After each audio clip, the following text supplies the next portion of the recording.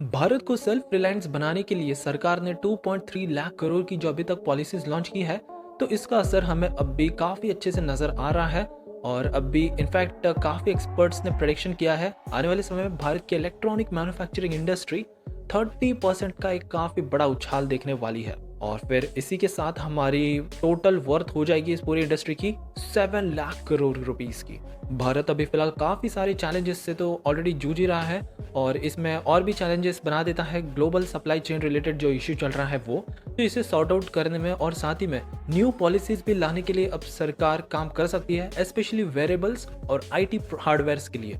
और इससे हमारी लोकल मैन्युफैक्चरिंग को एक काफी बड़ा बेनिफिट मिलने वाला है। अब भी फिलहाल 18% है ये एट प्रेजेंट, बट आने वाले समय में हमारी ये जो वैल्यू एडिशन है लोकल मैन्युफैक्चरिंग की, it is expected to grow by 25%। So overall यहाँ पर भारतीय सरकार का ऐसा टारगेट है कि हमारी ओवरऑल इलेक्ट्रॉनिक प्रोडक्शन भारत में 30% इंक्रीज कर दी जाए to over 6.9, that means approximately 7 lakh crore rupees by the next year. और ये खुद ministry of electronic and IT के एक सीनियर मिनिस्टर ने बयान देते हुए कहा है। इलेक्ट्रॉनिक एक्सपोर्ट में भी अब भारत एक नया रिकॉर्ड बनाने जा रहा है। यहाँ पर अभी इनका ऐसा टारगेट होगा कि 22,000 करोड़ रुपीस की एक पीएलआई स्कीम लेके आएंगे। इससे आईटी हार्डवेयर और जो भी वेरिएबल्स है इनको प्रमोट किया जाएगा।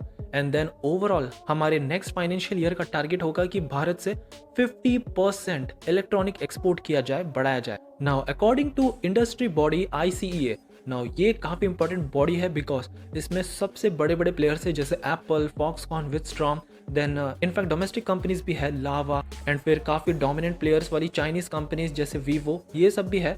सो अभी फिलहाल भारत की जो फोन मोबाइल प्रोडक्शन की कैपेसिटी है तो इसकी वर्थ हो चुकी है 2.2 लाख करोड़ रुपीस की, लेकिन अब मार्च में अगले साल में ये 2.75 लाख करोड़ रुपीस को भी क्रॉस कर देगा।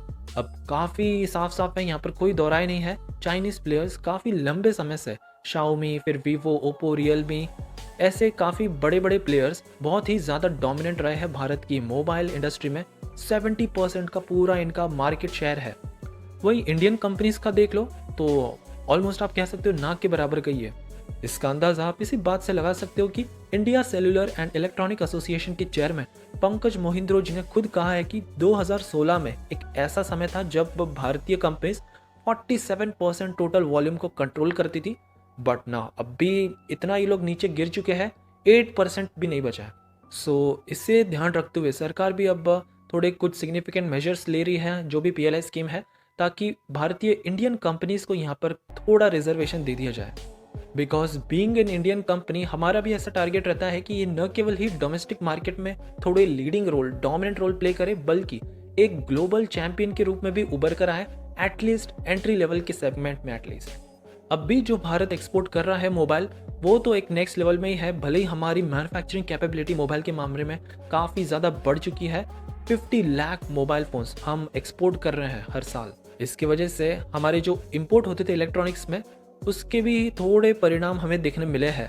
जो पहले 2019-20 में 2.9 लाख करोड़ रुपीस होता था, तो ये 5,000 करोड़ रुपीस घटा है to 2.85 lakh crore rupees. And this is all because of जो लोकल मैन्युफैक्चरिंग शुरू की है इन सभी कंपनीज में, starting from smartphones till LED TV till all जो भी इलेक्ट्रॉनिक कंपोनेंट्स हैं उनकी। इसके अलावा अब सेमीकंडक्टर इंडस्ट्री पर भी भारत की काफ़ी पैनी नज़र है। ये तो पहले ही काफ़ी ज़्यादा अफेक्टेड हो गई है already because of US China जो ट्रेड वॉर चल रहा था, फिर कोविड आउटब्रेक आ गया।